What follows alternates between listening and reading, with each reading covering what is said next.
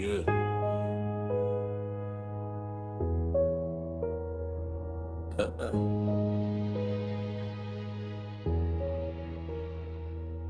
Écoute bien.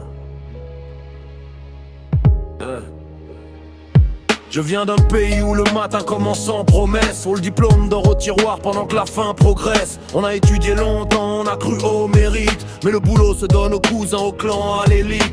Les CV s'empilent comme des prières sans réponse. On dit reviens demain jusqu'à ce que l'espoir s'enfonce. Papa cache la honte derrière un sourire fatigué. Maman vend le peu qu'elle a pour que la maison tienne debout malgré.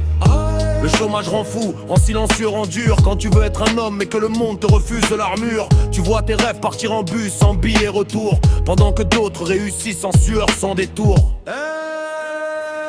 On nous a parlé d'unité, mais on vit divisé. Même langue, même sol, mais toujours catégorisé. On te demande ton nom avant de voir ton cœur. La tribu avant l'humain, la haine avant l'erreur. Le tribalisme a brisé plus de vies que la guerre. Il a coupé des familles, il a nourri l'enfer. On se bat entre frères pendant que d'autres encaissent. Ils regardent de loin pendant que le pays régresse. Une fusille à la guerre, celle qui ne finit jamais. Celle qu'on annonce à la radio comme une météo de mai. À l'est, la mort circule sans papier, sans frontières. Elle frappe au hasard, elle dort dans la poussière. Les armes parlent plus fort que la raison. Les enfants apprennent la peur avant la leçon. Les femmes portent la douleur sans caméra. Le monde s'émeut un jour, puis oublie le lendemain déjà. Hey, dis-moi pourquoi la paix a toujours un prix. Et pourquoi ce prix-là, c'est toujours nos vies. On enterre les morts sans justice, sans vérité.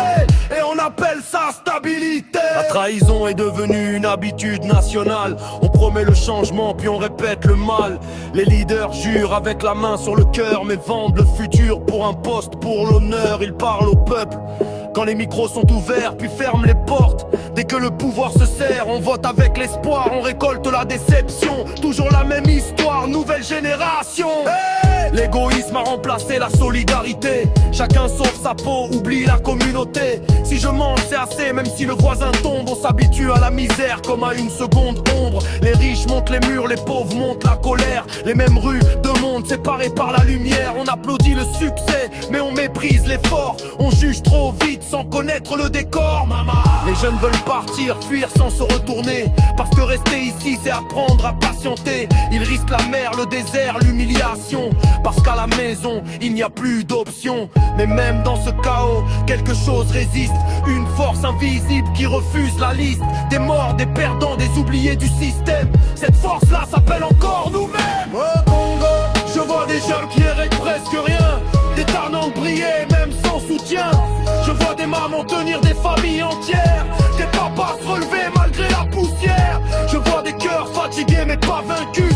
Des prières monter même quand tout est perdu. Parce que malgré la guerre, le chômage, la trahison, la foi reste debout quand tout perd sa raison. Ce son n'est pas une plainte, c'est un témoignage. Un miroir tendu à tout un paysage. Si tu t'y reconnais, ce n'est pas un hasard. C'est que nos douleurs parlent le même langage. Le Congo a mal, oui, mais le Congo apprend à transformer la rage en mouvement. Un jour, on écrira l'histoire autrement, avec la vérité comme fondement. Alors écoute bien frère, sœur, camarade. Le changement commence quand on se regarde.